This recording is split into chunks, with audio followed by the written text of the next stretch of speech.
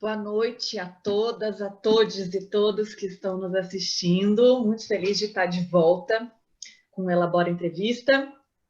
Para quem está me conhecendo agora, eu sou a Larissa Roxo, a Lara do Elabora. Venho da área da saúde, sou fonoaudióloga e trabalho com comunicação não violenta e transformação de conflito.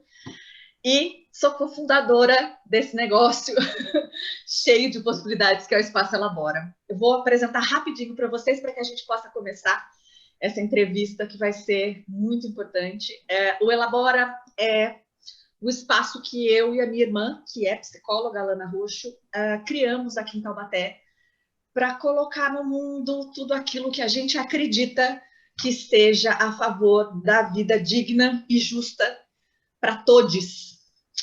E aí, nesse caminho, nós fomos criando uma série de ações de reflexão coletiva e veio a pandemia, e com a pandemia fomos impedidos de continuar nos vendo presencialmente, mas em contato com uma parceira maravilhosa, que é a Flávia Santana, que está aqui com a gente, criamos o Elabora em Rede, que é essa intenção de colocar no mundo o que é a favor da vida de todos, só que de forma segura durante a pandemia. Então, fazemos entrevistas, rodas de conversa, cursos, oficinas, cafés com prosa, uma série de ações coletivas para a gente tentar transformar essa realidade dura em que todos estamos vivendo. Então, vou passar a palavra para vocês. Vou passar a palavra agora para a Flávia Santana, que é ela que vai conduzir a entrevista com o Pedro. Boa noite.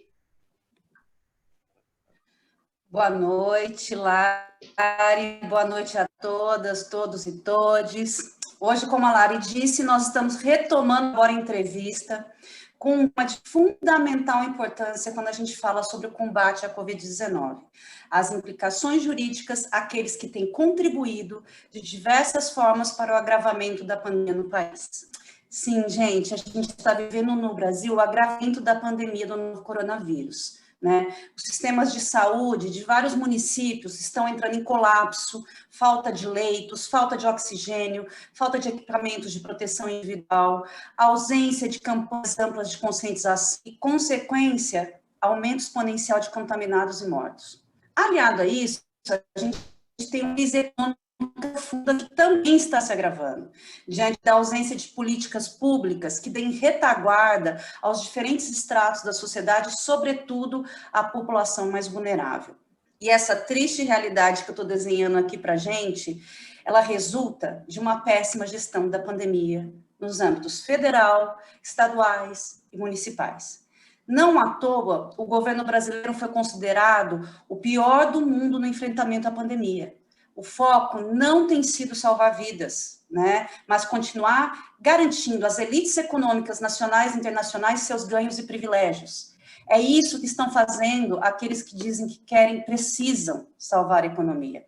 É isso que desejam aqueles que, indo frontalmente contra a ciência, negam a gravidade da situação e mentem para a população apresentando falsas soluções, como tratamento precoce com medicamentos sem comprovação científica, ao mesmo tempo que desencorajam as medidas que efetivamente podem conter a pandemia, como o uso de máscaras, distanciamento social e vacinação. É por estas situações que eu acabo de descrever aqui para vocês, que a gente precisa conversar sobre como responsabilizar juridicamente aquelas pessoas que têm agido em favor do vírus, contribuindo para que a cada dia percamos mais e mais brasileiros para a doença que ele causa. Né? E quem vai falar com a gente sobre esse assunto é o advogado criminalista, professor e pesquisador Pedro Camilo. Boa noite, Pedro. Bem-vindo à primeira edição 2021 do Elabora Entrevista. Eu gostaria muito que você se apresentasse para o nosso público e contasse um pouquinho da sua trajetória antes da gente começar. Boa noite, Flávia. Boa noite, Lara. Boa noite a todos que estão assistindo.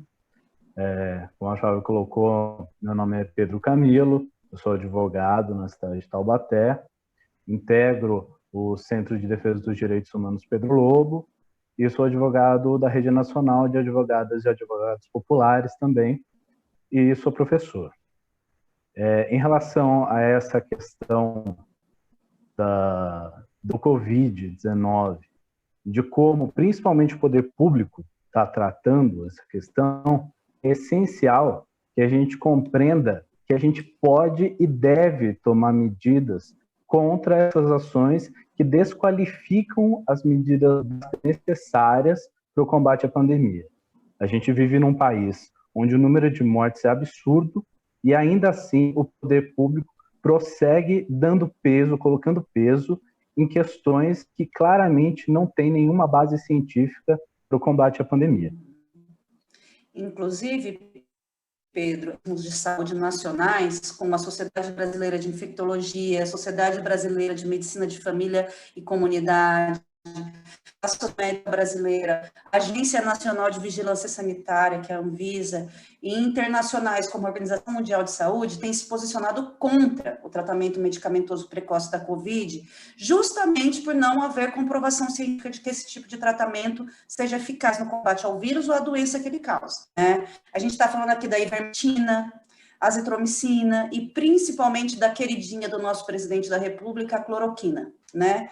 Estes mesmos órgãos têm dito permanentemente que as principais maneiras de se evitar a contaminação até o momento são o distanciamento social, ou seja, não estar e criar aglomerações, né?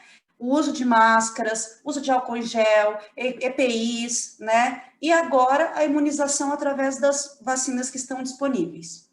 Do lado oposto a essas instituições, nós temos visto políticos, profissionais de saúde aí com destaque para os médicos, né, comunicadores e cidadãos comuns defendendo o tratamento precoce, dizendo que o distanciamento social é ineficaz, que o uso de equipamento de proteção individual é ineficaz, questionando a eficácia e segurança das vacinas disponíveis, numa tentativa clara de desestimular e desencorajar a população a se imunizar.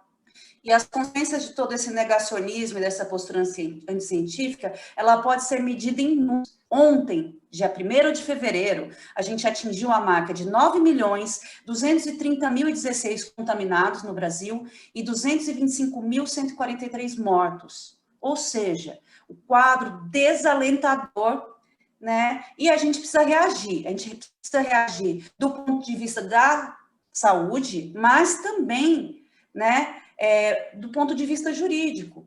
E aí eu queria saber de você, Pedro, que legislações essas pessoas estão ferindo e como elas podem ser responsabilizadas, né? E para começar, eu gostaria que você falasse o que pode acontecer nesse sentido com o presidente da República, por exemplo, que fica, desde o início da pandemia, a existência da pandemia, minimizando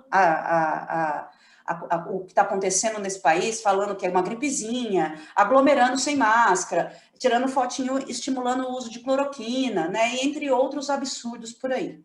O que pode acontecer com o presidente da República do ponto de vista jurídico e que legislação ele está ferindo nesse negacionismo científico que ele tem adotado?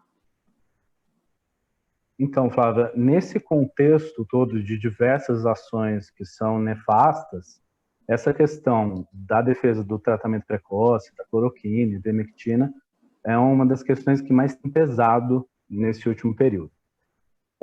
No começo da pandemia, 2 meses, menos, na verdade, de 2 meses após o início do período de quarentena, a gente teve uma recomendação do Ministério da Saúde, que foi publicada, falando sobre esses medicamentos. A gente estava, naquele momento, num contexto mundial em que o mundo estava procurando meios de combater essa doença de qualquer forma, porque ela já tinha se mostrado como uma pandemia e como uma pandemia grave, que estava tirando a vida das pessoas. E, naquele contexto, o Ministério da Saúde fazer essa recomendação poderia até, num sentido científico, ser reprovável, mas não era um absurdo completo, porque ainda não existiam estudos que comprovavam que isso não era eficaz e existiam alguns pesquisadores que estavam levantando essa questão da possibilidade da eficácia. Acontece que esse uso off-label de medicações, né, que é quando a medicação é direcionada para uma doença para a qual ele não foi originalmente produzido, é uma coisa comum e em momentos de pandemia, de epidemias geograficamente localizadas, acaba sendo utilizado como uma tentativa de solucionar os problemas de uma forma mais imediata. Mas a gente passou por um período muito longo, desde de 2020, que foi quando o Ministério da Saúde publicou essa recomendação, e nesse período muita coisa mudou. E essa recomendação do Ministério da Saúde continua ativa. Ela não foi anulada, ela não foi modificada. O Ministério da Saúde continua com aquela recomendação de 20 de maio de 2020, ativa até hoje, sobre a utilização da cloroquina, hidroxicloroquina, em união com a ivermectina.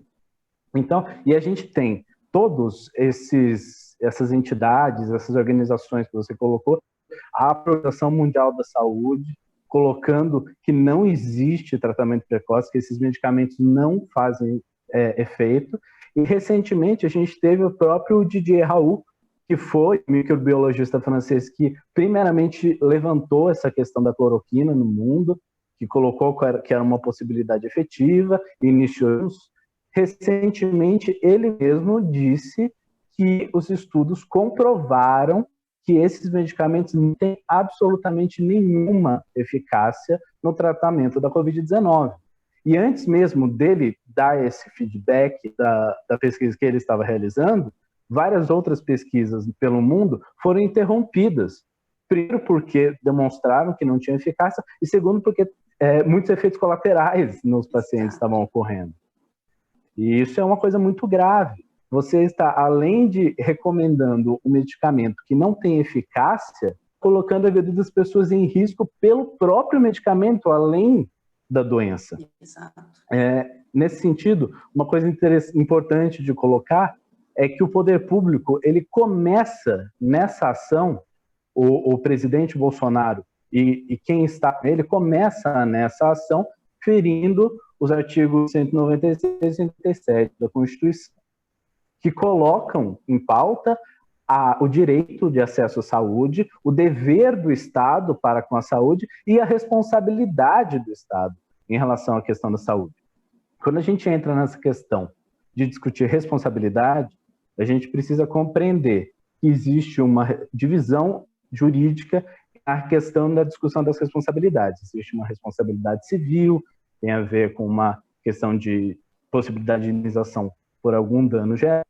A gente tem a responsabilidade administrativa, ética, tem a responsabilidade penal. O executivo em si, tanto o presidente, quanto governadores, quanto prefeitos, tem uma questão de responsabilidade, que é o crime de responsabilidade, que afeta diretamente os membros do executivo. O Bolsonaro, especificamente, ele está cumprindo um papel que afeta diretamente essa questão dos crimes de responsabilidade. Ele está cometendo crimes de responsabilidade diretos nas ações dele. E as ações dele são baseadas em centrais nessa questão dos crimes de responsabilidade, que é o crime contra a probidade na administração e os crimes contra o exercício de direitos políticos individuais e sociais. Esses direitos sociais que estão relacionados diretamente à questão do acesso à saúde. E quando a gente trata de governadores, de prefeitos, a legislação muda. No caso de vereadores, a legislação está relacionada às constituições estaduais, e aí modifica um pouco de estado para estado, apesar de ter um entendimento um pouco parecido nas constituições estaduais. E em relação aos prefeitos, existe uma lei federal que trata especificamente da responsabilidade dos prefeitos em relação a essa. Esses dois pontos de crime de responsabilidade que o Bolsonaro tem cometido reiteradamente no último período, a gente sabe que são só alguns dos crimes que a gente pode elencar sobre o que ele tem cometido, né? Mas esses são os mais diretamente relacionados à questão da pandemia. Beleza. Não são poucos. Entre outros, né, Pedro? Agora, a gente teve recentemente esse caos no Amazonas, né, com gente morrendo sem oxigênio. E uns 2 dias antes, o ministro da Saúde esteve lá tentando empurrar a goela abaixo governador e a cloroquina. Esse acho é gravíssimo, porque ao invés do problema existente e sobre o qual ele já estava informado com antecedência, desde o dia 8 de janeiro, que ia chegar nesse caos, nessa situação, ele não tomou nenhuma atitude e foi para o Estado defender um tratamento ineficaz. Nesse caso, quais são as implicações jurídicas para o ministro da Saúde? Então, existe a questão da improbidade administrativa, né, que, primeiro, relacionada a ferir os princípios da administração, que isso fere diretamente o princípio da moralidade, né, que está esculpido no artigo 37 da nossa Constituição, e ele tem implicações também no âmbito penal, né, que está relacionada à questão de distribuição de substâncias nocivas à saúde, que é o artigo 278 do Código Penal, que isso é a ação do Bolsonaro, por exemplo, do seu ministro da Saúde, de mandar a produção exacerbada, a produção num nível assim, gigantesco de cloroquina. Inclusive, eles estão tentando se livrar desse excedente que criaram absolutamente sem motivo. Isso é um crime comum, né? Não é um crime de responsabilidade, como os outros. E existem diversos outros crimes que podem ser elencados. Por exemplo, do emprego irregular de verbas públicas, pela qual pode responder tanto o presidente quanto o próprio ministro, estando envolvido na negociação do emprego dessas verbas, e podem responder também por prevaricação, porque não estão agindo da forma que deveriam agir como gestores públicos.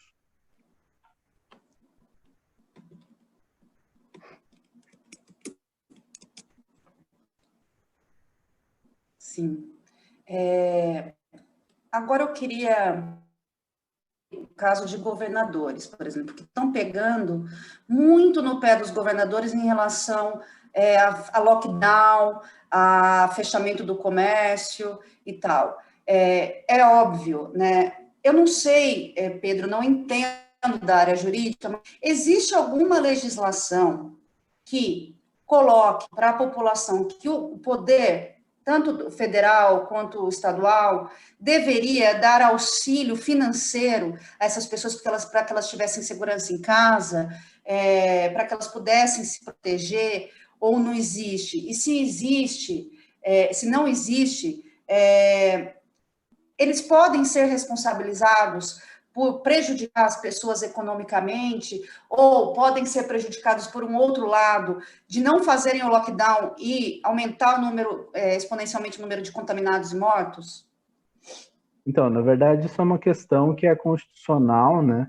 Tem a ver com direitos e garantias fundamentais das pessoas, que é acesso à alimentação, saúde, educação. Isso tudo o Estado ele é obrigado a prover. Só que o que acontece na prática é que o Estado, mesmo fora de um período pandêmico, não provê esses elementos para a população. E, de fato, acaba não tendo nenhum tipo de responsabilização. Deveria ter uma relação com questão de improbidade administrativa, deveria ter uma questão em relação a uma questão criminal em relação a isso, deveria, mas não é o que acontece na prática e muito dificilmente vai acontecer algo nesse sentido. Eu acho que, assim, existe uma necessidade de proteção da população e alguns governadores estão impondo o lockdown como uma forma de atender essa necessidade de proteção. É a medida ideal? Obviamente não é. Acho que ninguém gostaria de viver um lockdown, mas ela é a medida menos pior num contexto em que as pessoas estarem convivendo vai causar muitas mortes. A questão é, nesse contexto, o governo deveria obrigatoriamente prover a subsistência dessas pessoas. Infelizmente, não é o que acontece. Uhum. E não tem nenhuma legislação que os obrigue a isso, certo? assim, efetivamente? É a nossa própria Constituição, né? Só que a nossa Constituição, infelizmente, não tem muita Não validade, anda apesar muito de ser a nossa prestigiada. Carta Magna, a lei maior, ela acaba não tendo muita eficácia na nossa sociedade. É verdade. Eu já em vários momentos discuti aqui em casa em relação à volta às aulas, por exemplo, assim, mas a gente não pode ser obrigado a voltar, porque o direito à vida assim, sem o direito à vida, sem estar vivo, você não faz mais nada. Então, ele é o principal direito de uma pessoa, é o direito à vida, né? E assim, aí eu falava, eu vou processar a escola, eu vou processar tudo só com base na Constituição e no meu direito à vida. Mas assim, eu não sei como isso tem eficácia nos tribunais, entendeu? Então eu gostaria de saber, essas pessoas que estão desesperadas, né? No caso de professores que estão voltando para as escolas, funcionários de escolas, gente da linha de frente nos hospitais que são canceladas ou ignoradas como profissionais de limpeza. Essas pessoas, elas estão desesperadas. E como elas podem se proteger juridicamente dessas decisões dos governantes? Então, na verdade, existem diversas medidas que estão sendo tomadas nesse sentido, né? Mas o nosso judiciário é um judiciário que atende a interesses escusos. Essa é a realidade.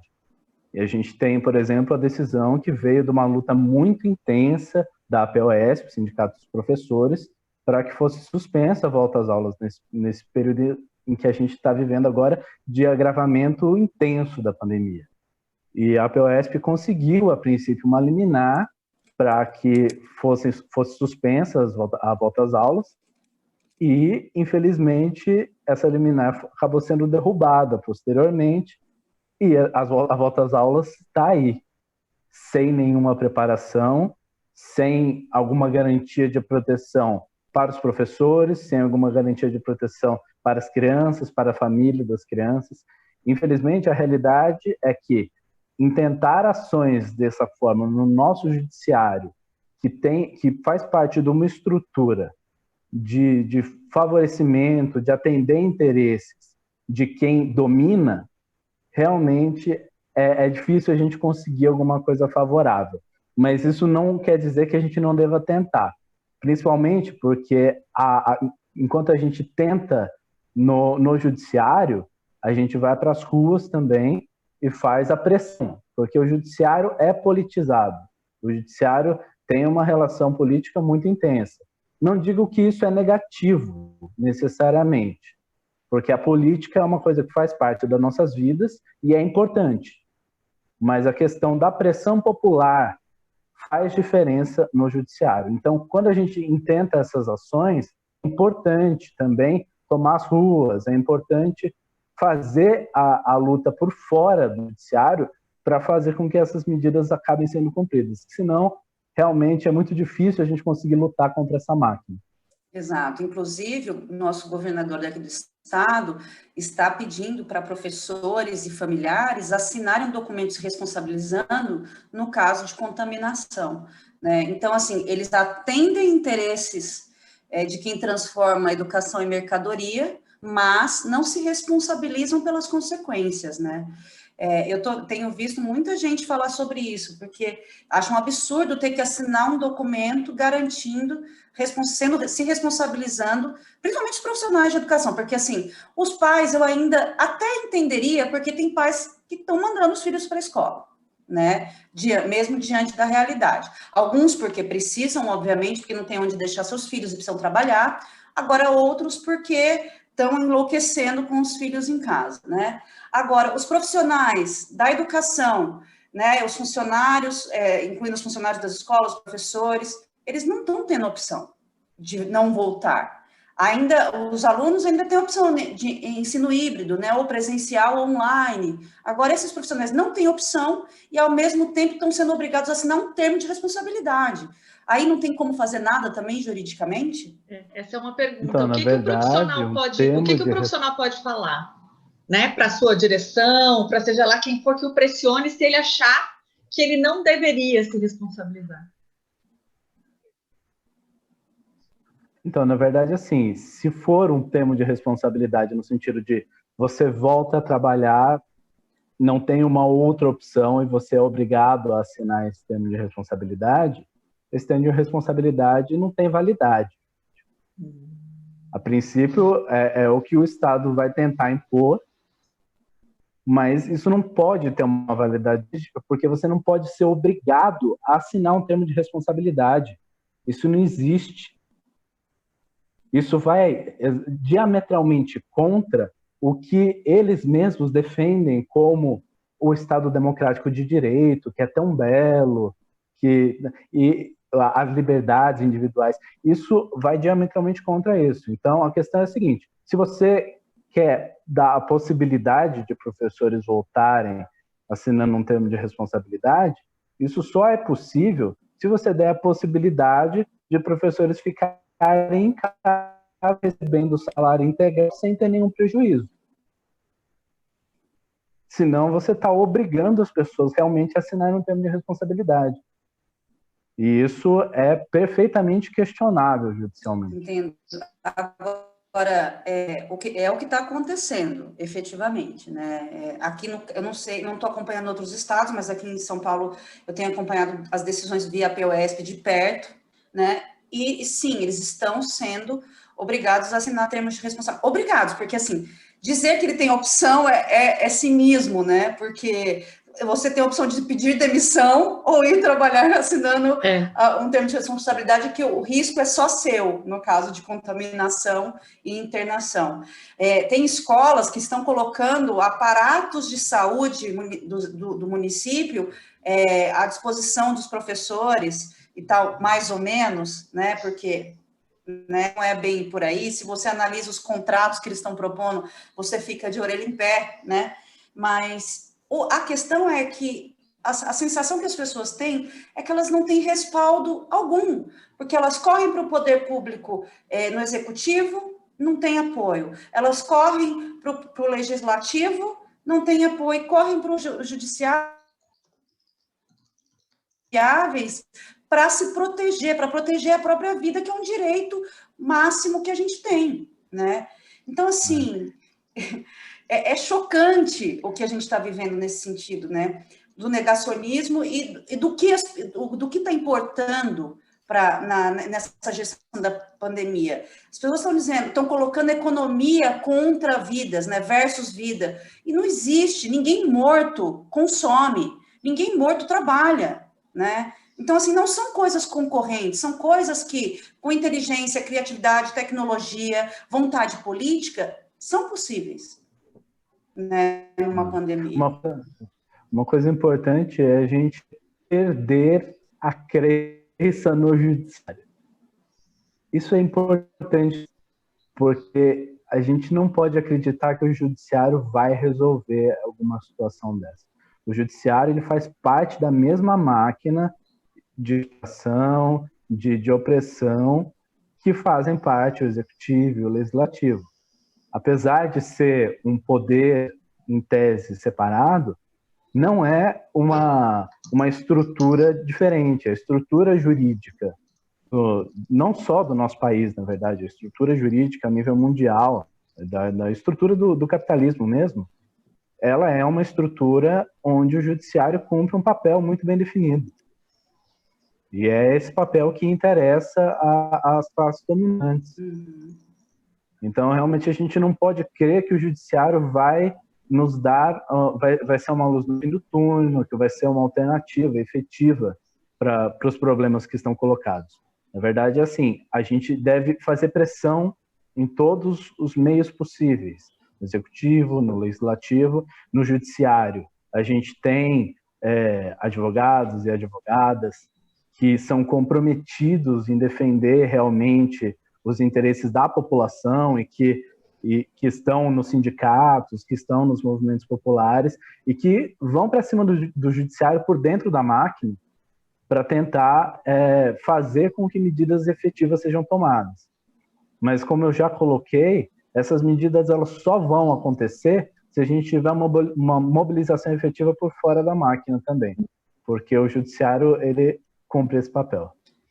E agora, só voltando um pouquinho no assunto da escola, o professor que não assinar esse termo de responsabilidade, ele pode ser demitido? E se ele for demitido, ele tem como recorrer e tem como se defender desse absurdo? Não, em tese, pelo que o Estado está colocando, existe a possibilidade de demissão, inclusive existe uma possibilidade de demissão por justa causa, né?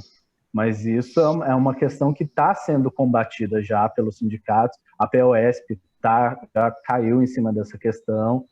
E eu espero que com a mobilização que está acontecendo, que não é pequena, isso é uma mobilização que tem crescido a cada dia no Brasil inteiro, a gente consiga efetivamente reverter esse tipo de medida.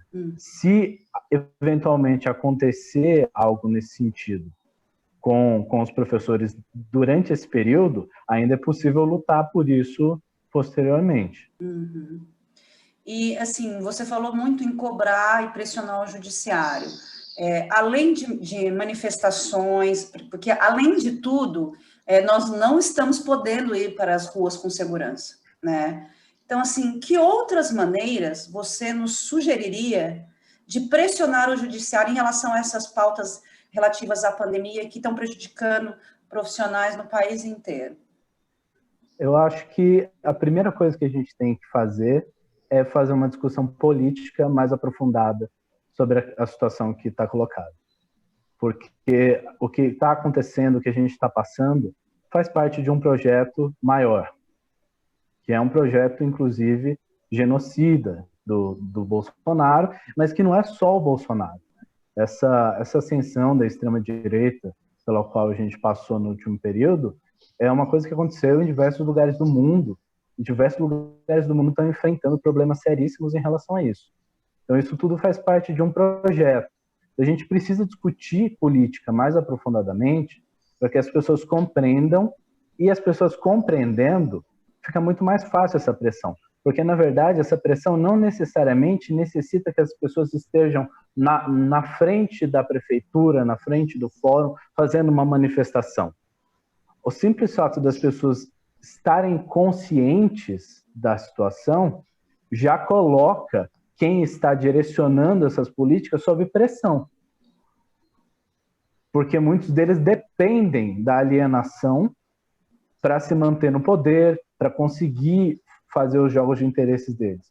Então, eu acho que um ponto fundamental que a gente tem que fazer é discussão política, formação política, discutir com as pessoas o que efetivamente está acontecendo e o que está por trás de tudo que está acontecendo. Que projeto é esse que estão tentando implementar?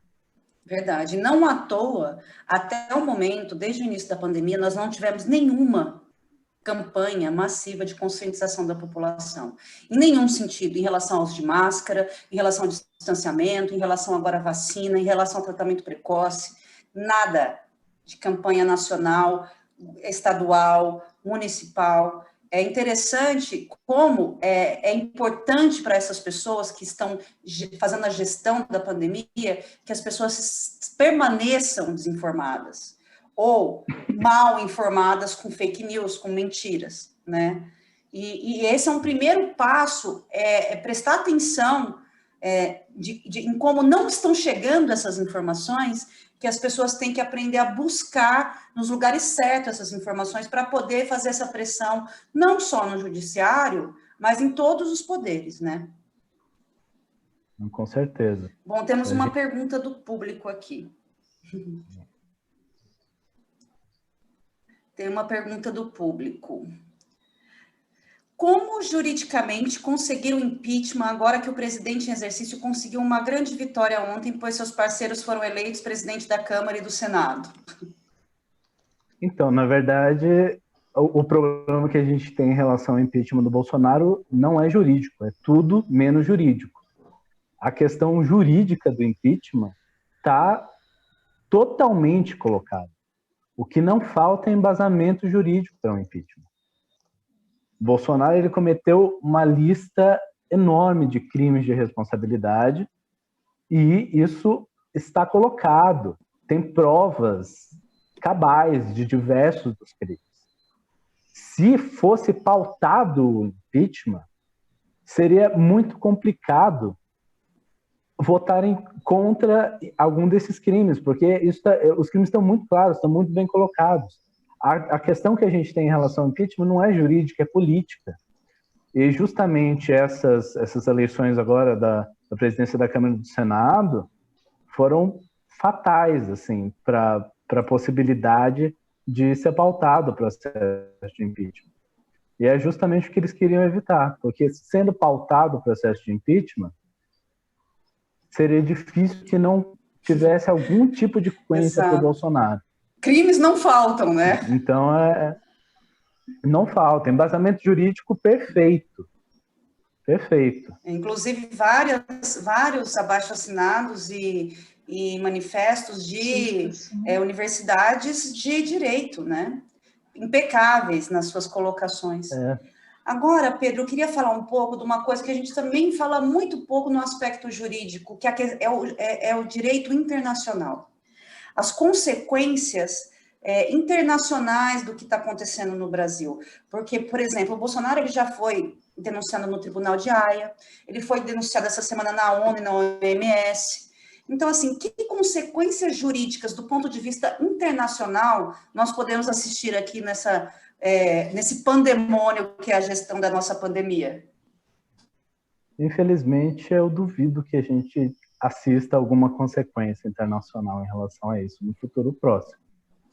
Porque, quer queira ou quer não, esses tribunais eles também têm um procedimento que não é o ideal. Não é um procedimento que favorece a responsabilização de um governante de uma nação, num caso desse. Então, eu acredito que é difícil que a gente tenha algum tipo de responsabilização internacional. Mas vamos acreditar que essa pressão... Porque o que acontece? O Bolsonaro está queimado internacionalmente. E isso é um ponto favorável que pode fazer com que esses processos até andem, que na verdade estão parados, né? A gente sabe que as denúncias acontecem. E foram assim aceitas, como os pedidos de impeachment aqui, eles chegam tal, e muitas vezes ficam parados dentro de uma gaveta até que não tem mais utilidade, né? Então, no momento que o Bolsonaro já não for mais presidente e tal, os caras vão acabar arquivando isso, provavelmente. É difícil que a gente assista uma consequência efetiva disso no futuro próximo. É lento o processo também, né? Propositalmente. Obviamente. Não é por acaso. Não, até porque né, esse projeto da extrema-direita e o projeto necropolítico, ele não é exclusividade do Brasil. Né? Não, com certeza.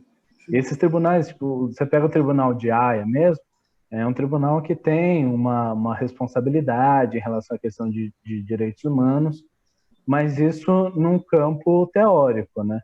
Porque na prática a gente assiste muito esses tribunais, as cortes internacionais de direitos humanos, corte interamericana de direitos humanos, não tomando ações efetivas no sentido de dar andamento às denúncias que acontecem. Podia começar agora na pandemia, né? Podiam ver a gravidade que a situação alcança quando não existe ação nesse sentido. Lari, pode fazer sua pergunta. Vamos lá. Eu vou passando para a Flávia, vou trazendo aqui as perguntas do público, e tem uma pergunta da Fausta que diz o seguinte: prefeitos que recomendam o kit Covid podem ser responsabilizados juridicamente? Sim, podem ser responsabilizados. E, inclusive, podem sofrer, perder o cargo por conta de um crime de responsabilidade. Essa questão dessa lei federal que impõe a responsabilidade dos prefeitos, em vários pontos ela é muito similar à legislação que fala da responsabilidade do presidente da República. Então, essa questão em relação aos cuidados com a saúde, em relação a recomendar, por exemplo, um medicamento que não tem eficácia e que tem efeitos colaterais, isso gera responsabilização. Inclusive, existem alguns municípios onde vereadores já tomaram algumas medidas nesse sentido. É difícil que a gente tenha um andamento efetivo nisso, né? Porque a gente sabe que na maior parte dos municípios, a maioria da Câmara dos Vereadores não está do nosso lado, né? Não está defendendo os interesses da população efetivamente, né? Mas existe sim essa possibilidade do prefeito vir até a perder o cargo por conta de crime de responsabilidade. Assim como pode acontecer com o presidente, pode acontecer com o governador. Então, deixa eu ver se eu entendi. Para a população, uma via que a população pode ter, da cidade que for, que a população tiver a comprovação desse tipo de ação do prefeito, por exemplo, como a recomendação do kit Covid, uma via é a pressão na Câmara dos Vereadores. O que a população deve fazer diante de uma situação como essa? A pressão na Câmara dos Vereadores é a principal, porque são os vereadores que têm a competência para tocar esse tipo de ação. Tem a competência, inclusive, de fiscalizar o executivo, né? Exatamente. Mas uma ação que versa sobre a responsabilidade do prefeito, que trataria sobre uma possível perda de mandato, coisa assim, ela é de competência dos vereadores. Então, os vereadores que têm a possibilidade de propor essa ação e de julgar essa ação efetivamente. Então, a pressão no legislativo é essencial. E no campo jurídico, qual seria o órgão competente para julgar esse tipo de atitude de um prefeito? Não, na verdade, aí a gente teria várias questões, né? Porque aí a gente teria a questão da improbidade administrativa, teria a questão da responsabilidade penal, eventualmente, dependendo da situação, alguma questão relacionada à responsabilidade civil, e aí sairia da competência do legislativo, e aí iria para a competência do judiciário, efetivamente. E aí seria Ministério Público? O Ministério Público faria as denúncias, a princípio, tocaria as ações penais, né? Legal. As ações Foi penais. bom você falar de vereadores, né? Porque, assim, no Brasil inteiro nós temos visto parlamentares fugindo ao seu papel, né, de legislar e fiscalizar e comunicar à população de seus atos, e recomendando remédio, tratamento precoce, falando que máscaras não servem, falando que a vacina não é eficaz, sabe, falando esse tipo de absurdo. E isso, claramente, numa população que tem uma tendência enorme à automedicação, é uma bomba relógio. E aqui em Taubaté nós temos vereadores fazendo isso, né? A gente tem acompanhado vereadores que têm feito lives, que têm feito defesas efusivas do tratamento precoce, dizendo que eles próprios estão usando essas medicações e que realmente foi eficaz no caso deles e tal. No caso dos parlamentares, que consequências jurídicas eles podem sofrer por estarem, primeiro, fugindo ao seu papel, segundo, colocando a população em risco, fazendo afirmações que não têm nenhuma relação com a ciência e com o que a ciência diz? Então, os vereadores, na verdade, legislativo de forma geral, não tem a mesma possibilidade que tem no executivo de responderem por crime de responsabilidade. Mas eles têm diversas outras implicações jurídicas nas ações deles. Uma das implicações é a própria questão da improbidade administrativa, que afeta qualquer um do poder público, e existe a questão que é da questão ética. Se você pegar aqui em Taubaté especificamente, nós temos a lei orgânica do município, nós temos o regimento interno da Câmara Municipal e nós temos o Código de Ética dos Vereadores. O Código de Ética dos Vereadores e o regimento interno da Câmara Municipal vedam declaradamente esse tipo de ação, porque esse tipo de ação vai diametralmente contra a própria Constituição, as próprias leis que estão colocadas infraconstitucionais. Então, eles estão ferindo a lei e estão ferindo o Código de Ética. a partir fora a própria questão das condenações penais. Eu vou deixar para falar mais para o fim sobre as questões criminais mais genéricas, porque aí eu falo uma vez só sobre os crimes que qualquer um pode cometer, incluindo presidente, vereador, quem quer que seja, qualquer pessoa comum. Mas em relação aos vereadores especificamente, a legislação vai mudar de cidade para cidade, mas geralmente existe uma legislação que trata sobre perda de mandato. E em Taubaté existe essa legislação. Ferindo o Código de Ética, o vereador pode responder por essa infração, e essa infração pode vir a ocasionar a perda de mandato. E aí, Pedro, como a população ativa toda essa responsabilização do vereador? É pela Câmara? É denúncia judicial? Como que faz? Então, essa questão da responsabilidade do vereador em Taubaté, ela se inicia com uma denúncia dentro da própria Câmara. Então, seria interessante, com um vereador que está tendo essas condutas, ter algum outro vereador que faça um contraponto em relação a esse tipo de conduta para fazer a denúncia sobre a questão ética dentro da Câmara dos Vereadores. E aí esse processo vai se desenrolar. Ok.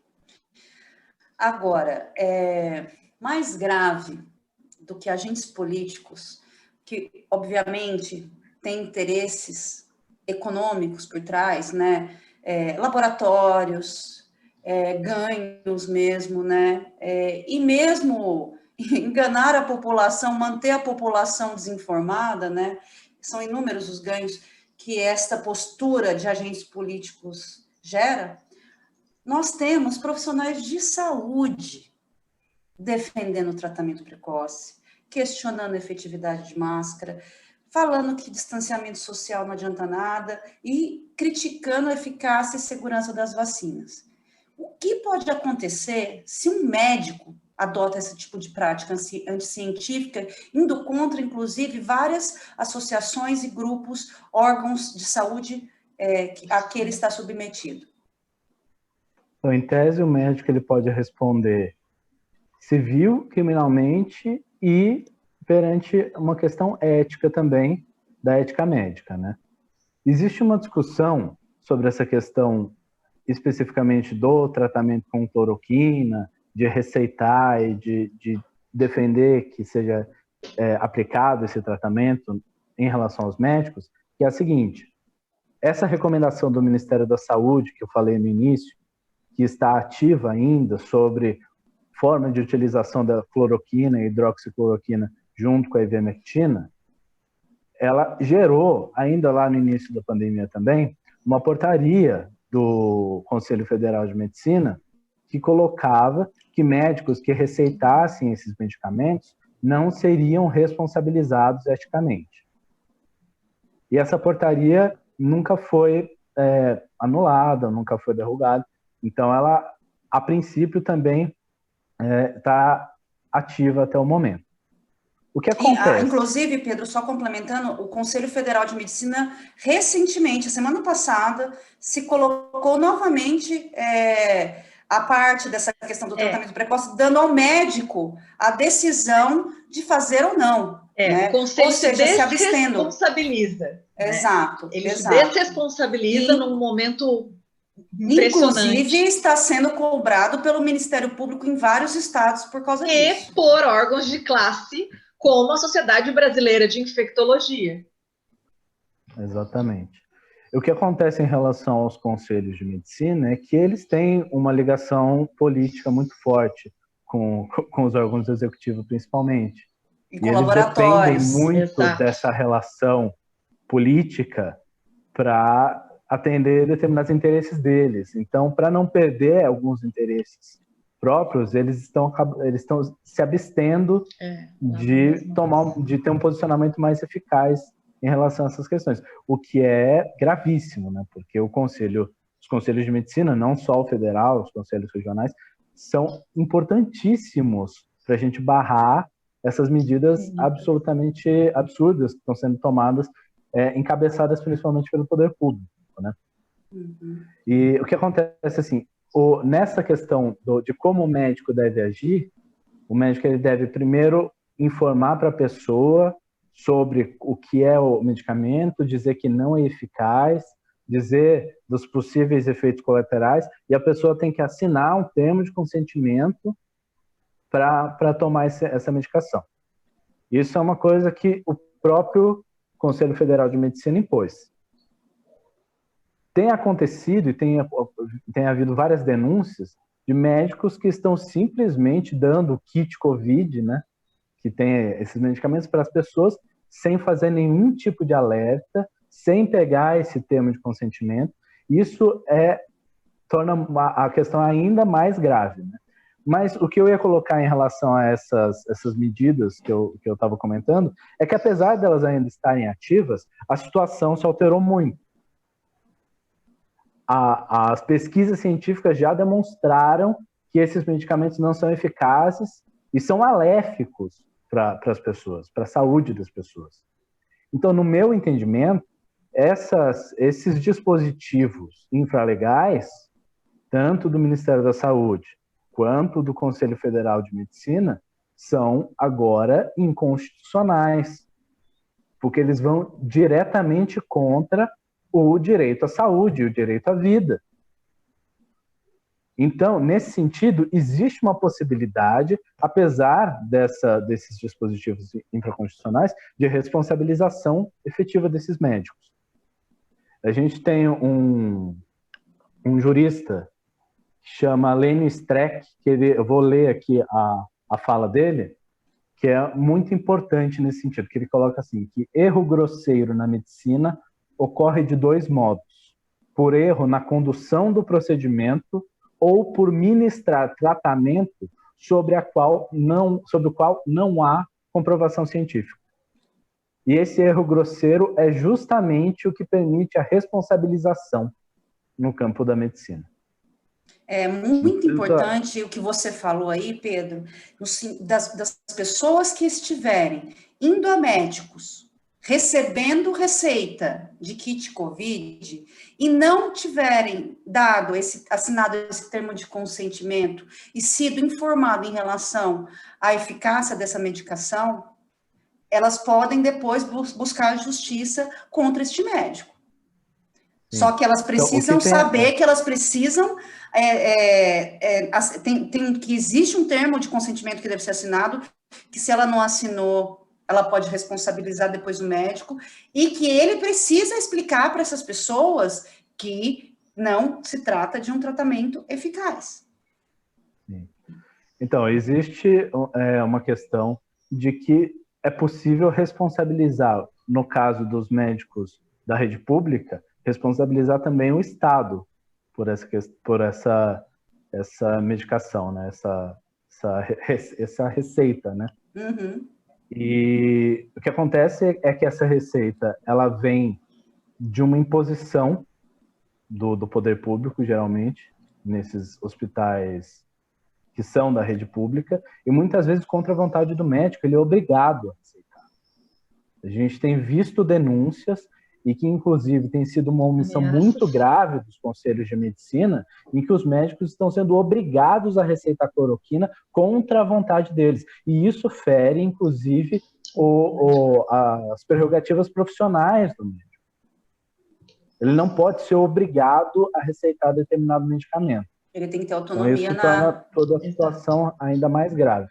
E receitando o medicamento, se a pessoa tiver qualquer tipo de efeito colateral, a responsabilização tanto do médico quanto do Estado, no caso dos hospitais públicos, quando não é caso dos hospitais públicos, a responsabilização do hospital particular, é muito, muito possível.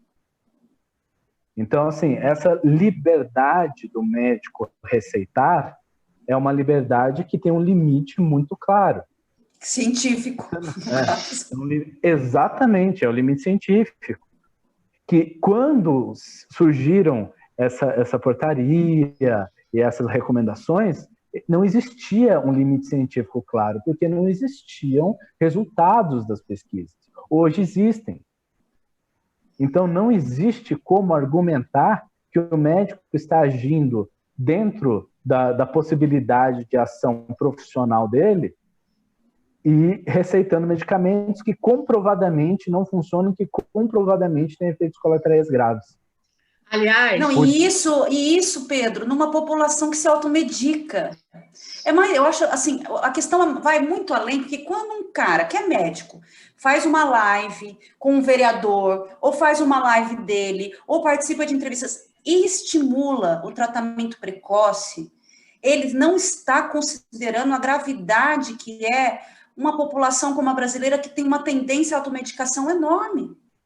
E tem acesso a esse tipo de medicação, porque são medicações que a receita não fica retida, por exemplo.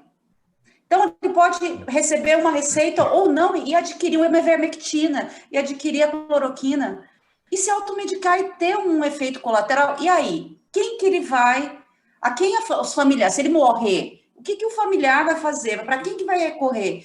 Como que ele vai provar, entendeu? Então, é muito, muito grave que um profissional da área de saúde, que é usado, muitas vezes, que legitima decisões em relação a tratamentos e a cuidados, tenha uma postura dessa, né? Aí não é só jurídica, é em todos os sentidos, porque, assim, você pode causar a morte de uma pessoa porque você está desinformando ela por interesses outros que não tem nada a ver com salvar vidas, né? E com a ciência.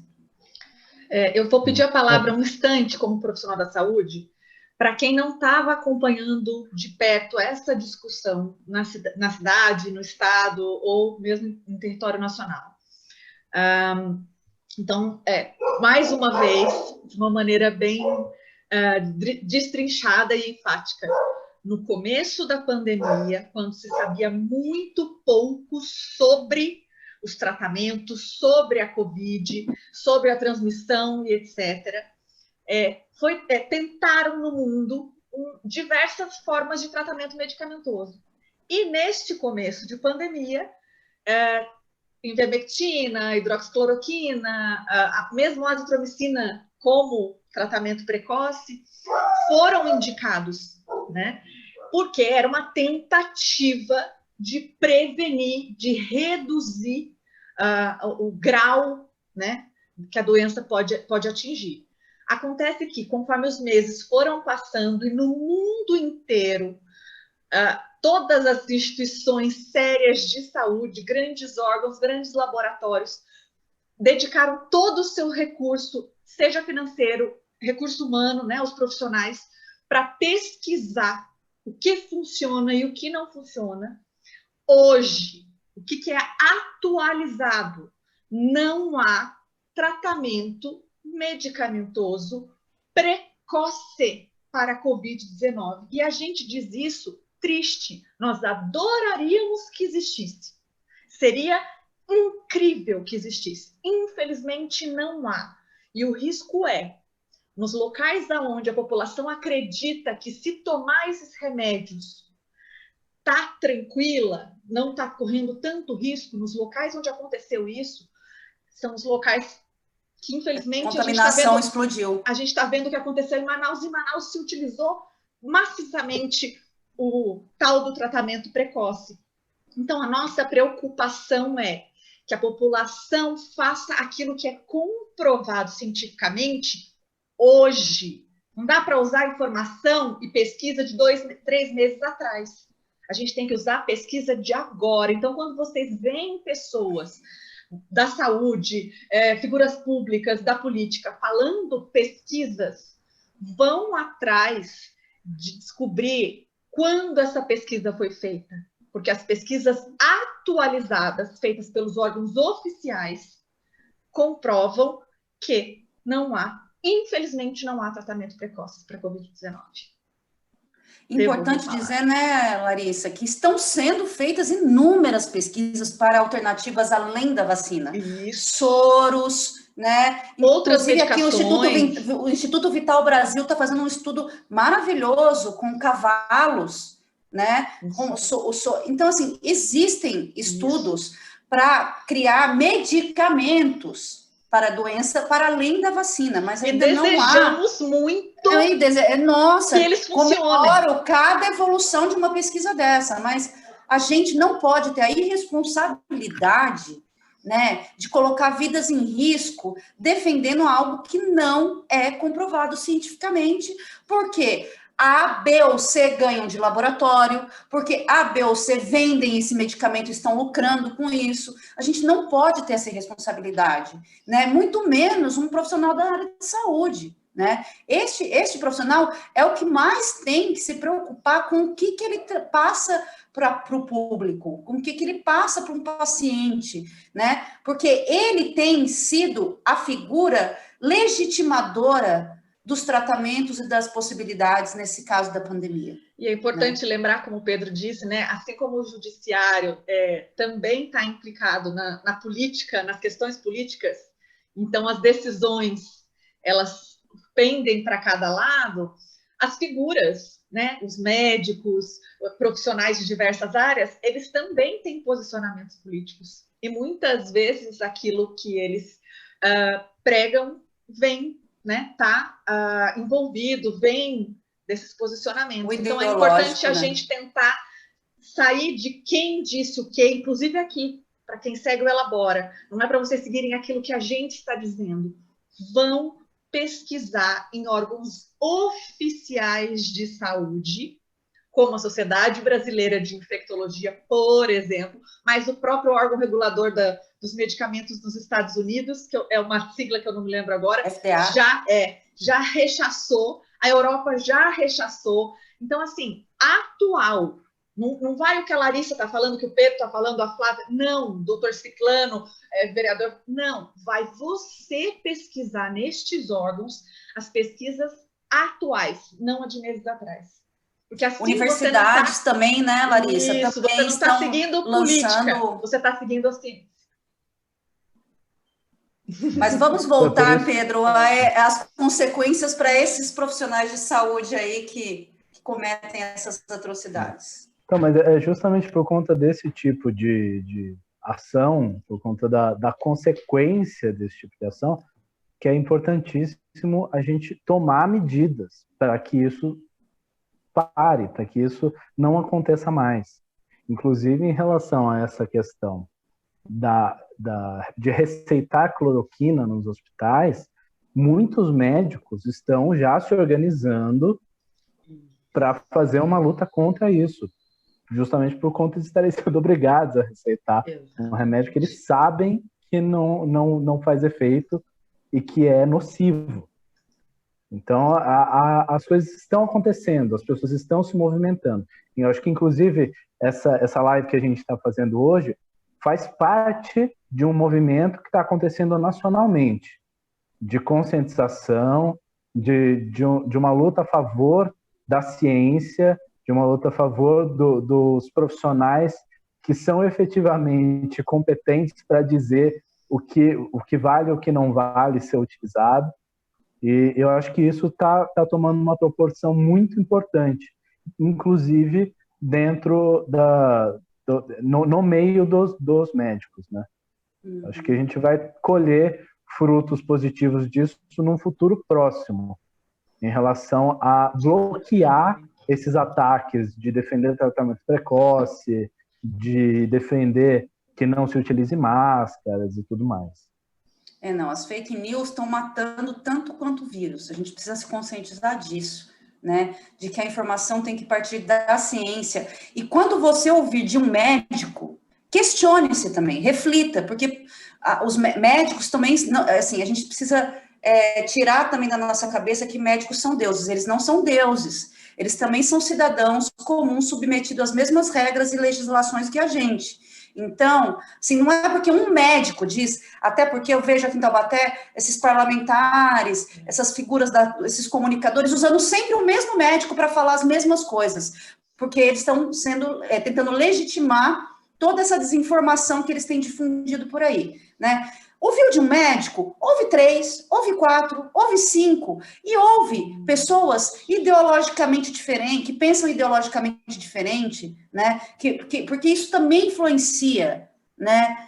Não era para influenciar, porque eu acho que a ciência ela tem que ser muito pura nesse sentido, nesse caso mais ainda, né? Você não é porque você é alinhado ao Trump que você tem que falar que não vai tomar vacina que vem da China. Não é porque você faz curso do Olavo de Carvalho que você vai dizer que todos esses estudos que estão sendo feitos pelos laboratórios chineses, a vacina da Rússia não pode ser usada porque é de esquerda, porque é comunista. Então, assim, a gente tem nesse momento que unir vontade política dos governantes, mais a ciência e os conhecimentos adquiridos dos profissionais de saúde, dos pesquisadores, para salvar vidas, né? Para pensar em passar as informações mais assertivas possíveis para as pessoas, porque a gente tem uma população naturalmente desinformada, que não tem uma parcela, inclusive, que não tem acesso. Então, como não estarmos fazendo campanhas massivas para a população de conscientização? Isso é um projeto, minha gente. A gente tem que acordar que isso é um projeto de extermínio. É necropolítica pura, porque nenhum ente, nenhum agente público está fazendo uma campanha de conscientização em relação a tudo isso que a gente está falando aqui, né? Vamos nos atentar. Se não cuidam das nossas vidas, cuidemos nós, pelo menos, de não deixar que eles nos matem, né? Eu acho muito importante que as pessoas comecem a se conscientizar nesse sentido. Inclusive, as pessoas vão passar a ter consequências graves dessa postura negacionista. Em relação à vacina, por exemplo, quem não tomar a vacina pode ser demitido por justa causa. E teve várias pessoas que me procuraram nesse último período, falaram, doutor, eu não queria tomar essa vacina, mas estão falando lá na minha empresa que se eu não tomar eu vou ser demitido por justa causa. É verdade? É verdade. É responsabilidade do empregador que dentro do ambiente de trabalho ele garanta, dentro das possibilidades dele, a segurança e saúde de todo mundo que trabalha para ele. Se um dos empregados dele se recusar a tomar vacina, ele vai colocar em risco todos os outros. Então, essa demissão por justa causa é muito provável de acontecer, já está colocada essa questão, inclusive legalmente, e as pessoas, ou elas vão tomar uma consciência, ou elas vão começar a sofrer consequências efetivas desse negacionismo. Exato, inclusive não podendo viajar, né? O povo que gosta de ir para Miami aí não vai poder ir, porque ninguém vai aceitar um ser negacionista, né? As pessoas têm que entender que a imunização através da vacina é um pacto coletivo, portanto, com consequências coletivas. Ou seja, não é uma escolha simplesmente individual quando se trata principalmente de uma pandemia que é mundial e que tem um vírus que muta o tempo todo e pode, inclusive, acabar com toda a pesquisa e avanços que a gente teve nas vacinas até agora. Porque se a gente não conseguir imunizar uma grande parcela da população, o que pode acontecer é que a efetividade exata das vacinas pode se perder. Então, tudo isso, a gente tem que ter uma consciência de que a pandemia é um acontecimento para toda a humanidade, com consequências para toda a humanidade e com soluções também para toda a humanidade, que devem ser pactuadas com toda a humanidade, né? Não cabem muito nessa conversa as decisões individuais, as liberdades individuais, porque você pode ser um agente transmissor e um agente da morte de outra pessoa. Então, a gente tem que pensar nas consequências e nas soluções coletivas nesse sentido, né? Até porque as liberdades individuais, elas têm o limite, inclusive na nossa própria Constituição, tem limites que alcançam a questão da coletividade, quando nenhuma liberdade individual pode ferir as liberdades coletivas, as necessidades coletivas, os direitos fundamentais coletivos, não existe essa possibilidade. Exato. Agora, Pedro, a gente pode falar do cidadão comum, e colocando aí o profissional de saúde, que também não deixa de ser um cidadão comum, tá? Que, diante de toda essa desinformação, né, dessa metralhadora de absurdos que vem de todos os lados, também compartilha e dissemina essa desinformação em relação ao tratamento precoce, a máscaras, a vacina. Quais são as consequências e implicações jurídicas neste caso? Então, quando a gente está falando da população em geral, a gente tem um pouco mais de dificuldade de discutir responsabilização em relação à defesa do tratamento precoce, por exemplo. Porque essa pessoa ela não tem uma implicação legal concreta, prática, que possibilite uma responsabilização dela. Diferente de quem integra o poder público, que existe um leque de questões que a pessoa é obrigada a seguir por ser integrante do poder público. E o médico, por exemplo, que existe um leque de questões que ele é obrigado a seguir, tanto por questões legais quanto por questões éticas. A população em geral, isso é um pouco mais complicado de se alcançar. Mas a gente consegue alcançar um ponto importante quando a gente pensa na responsabilização da população de uma forma geral, que é garantir que os meios eficazes de prevenção à Covid-19 não sejam desmoralizados. Isso é muito importante. E isso vem de uma responsabilização penal que é possível de se impor. Eu vou ler aqui 2 dispositivos do Código Penal que são essenciais para a compreensão disso. O primeiro é o artigo 132 do Código Penal, que trata do perigo para a vida ou saúde de outrem. Ele diz assim: expor a vida ou a saúde de outrem a perigo direto e eminente. E o segundo, o artigo 268 do Código Penal, que é a infração de medida sanitária preventiva, que diz que é infringir determinação do poder público destinada a impedir introdução ou propagação de doença contagiosa. Ou seja, a pessoa que, por exemplo, sai sem máscara na rua, ela está cometendo esses 2 crimes. Mas e a pessoa que faz uma live no Facebook defendendo que as outras não usem máscara? Ela está cometendo um crime também, que é o crime do artigo 268 do Código Penal, que é o crime de incitação ao crime. Na nossa legislação penal, se você faz com que outras pessoas cometam algum crime, você está cometendo o crime de incitação ao crime. Então, qualquer pessoa da sociedade, de forma geral, seja um jornalista, seja um comunicador de uma forma geral, uma pessoa que faz uma postagem no Facebook dela, defendendo, não usem máscara, isso aí não serve para nada, tal, essa pessoa está incitando um crime e por isso está também cometendo um crime. Essa é uma das formas de responsabilização que pode permitir que a gente garanta uma proteção maior às pessoas em relação à garantia das medidas efetivas de combate à Covid-19. Importantíssimo saber disso, viu? Fiquei bem interessada nesse aspecto aí, inclusive para alguns cidadãos taubatianos aí, né?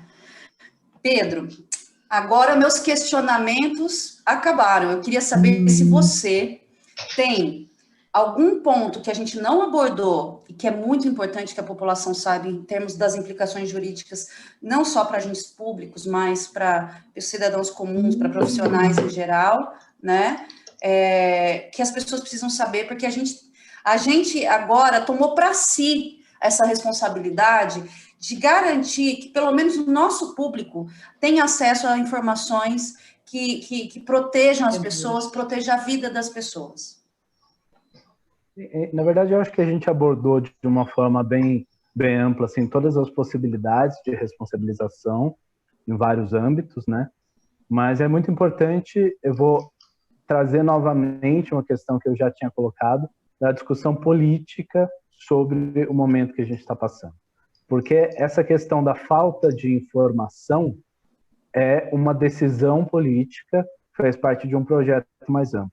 A questão da alienação e da aceitação das fake news faz parte desse mesmo projeto. Então, por isso é muito importante que a gente faça essa discussão. Tem muita gente que tem contato com pessoas que são negacionistas e que falam, não vou tomar essa vacina, né? Mas que não tem a paciência de tentar dialogar, de tentar abrir um espaço de diálogo. Eu sei o quanto é difícil buscar essa abertura desse espaço, a paciência para fazer essa abertura de diálogo é muitas vezes inexistente, dependendo de com quem a gente está lidando, é quase impossível fazer essa abertura de diálogo, mas a gente não pode desistir de fazer isso, porque a gente tem uma quantidade enorme de pessoas que está com essa postura negacionista. E se nós, que temos a possibilidade de fazer essa discussão, nos abstermos, aí a gente está realmente perdido. A gente tem que ir para as ruas, ir para os espaços onde a gente pode estar com segurança, claro, nesse momento, conversar com quem às vezes está dentro da nossa casa e tem uma postura assim, e tentar esclarecer, tentar trazer informações verídicas, a gente pesquisar mais a fundo onde estão essas informações e transmitir essas informações para o máximo de pessoas possível, para que a gente consiga passar a construir um caminho mais correto nesse sentido. Porque, infelizmente, a gente não vai poder contar com o poder público para fazer uma campanha de vacinação, a gente não vai ter o Zé Gotinha rodando os bairros para falar com as crianças, isso não vai acontecer. A gente não vai ter uma campanha de vacinação, a gente não vai ter uma discussão partindo do poder público contra tratamento precoce, e a gente não vai ter uma defesa ampla e massiva de utilização de máscara, de necessidade de distanciamento social, como nós gostaríamos e como seria necessário. Então, infelizmente, o poder público não vai fazer isso, mas nós temos que fazer da forma que for possível. Bom, eu ia encerrar, mas eu queria lembrar de uma coisa que é importante, assim, porque eu tenho visto também muitos parlamentares, sobretudo, se aproveitando muito do desespero, principalmente dos comerciantes. Óbvio, gente, os comerciantes, eles precisam sobreviver, todo mundo precisa sobreviver. E existem protocolos e existem possibilidades de funcionamento sem que haja tanto risco, tá?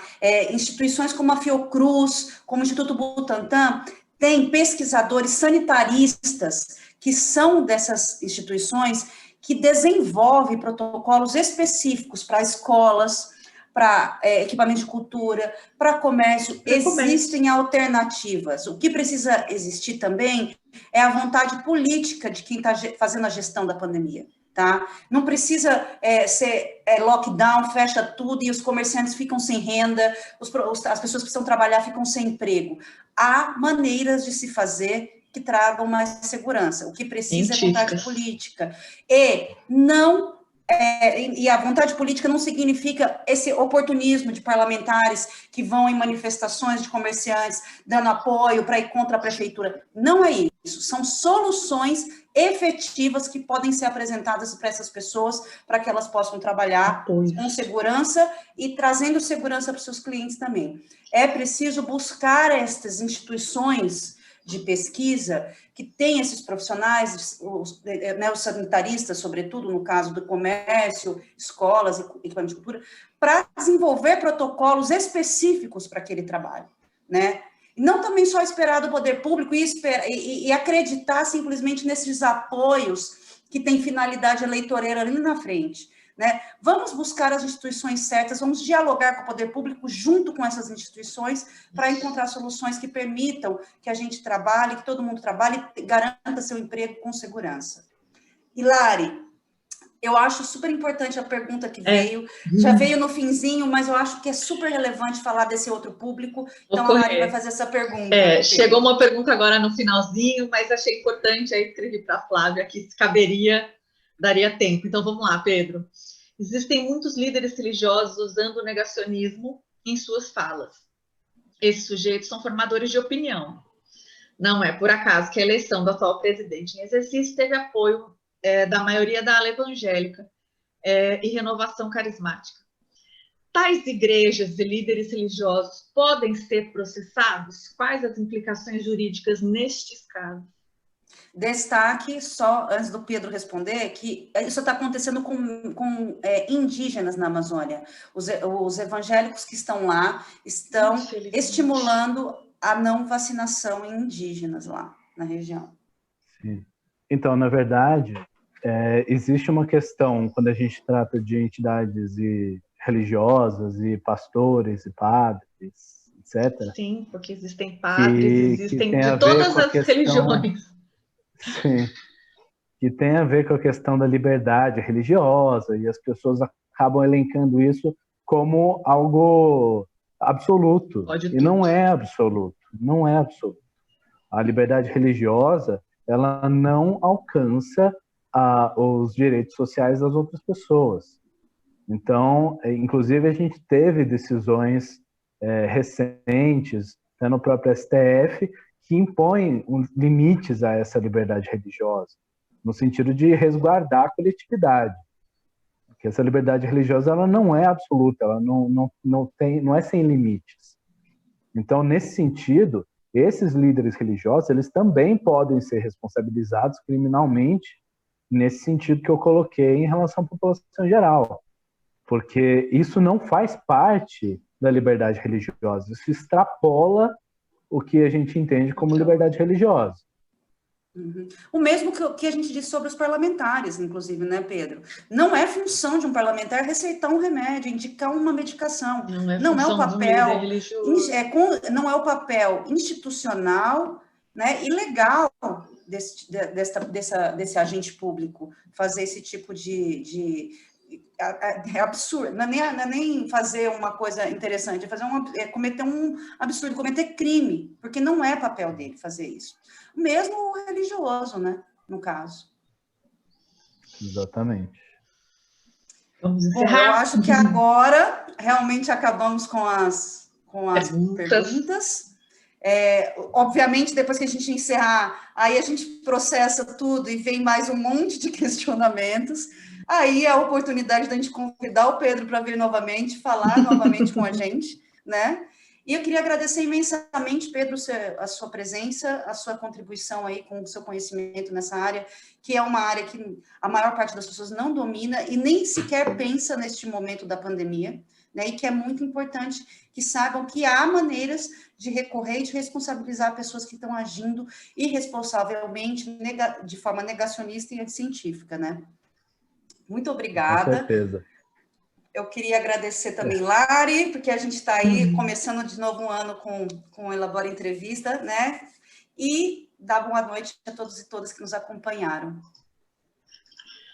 Flávia, Pedro? Muito obrigado pelo convite. Desculpa, Lara. Pode falar. Aqui o áudio está um pouco atrasado. Pode falar. Não, é sua vez, eu estava passando a palavra. Então, muito obrigado pelo convite, Flávia, muito obrigado, Lara, por me receber aqui, obrigado ao Elabora por esse espaço que vocês abriram, e eu estou à disposição, sempre que vocês quiserem, estarei aqui para a gente conversar, para a gente descobrir coisas juntos nessa nossa conversa, né? Porque eu acho que a gente aprende junto nessas discussões, né? E eu queria dizer que se alguém ainda tiver com alguma questão, que quiser conversar comigo e tal, pode me procurar nas redes sociais. No Facebook é Pedro Camilo de Fernandes e no Instagram é pedrocamilo.adv. Pode mandar mensagem lá perguntando que a gente segue essa discussão, que esse é o objetivo, é aprofundar a discussão. Exatamente. Este é o objetivo, esse é o nosso objetivo também. Com as ações do Elabora e agora no Elabora em rede, né, nas redes sociais, é a reflexão coletiva, é a discussão coletiva, é a gente se questionar, é a gente não achar que existem verdades absolutas, não achar que o recorte, né, a nossa vida e a nossa experiência serve para todo mundo. Isso pode ser muito sério e num momento de pandemia pode matar pessoas. Então, quanto mais a gente puder conversar, se abrir para discutir, melhor.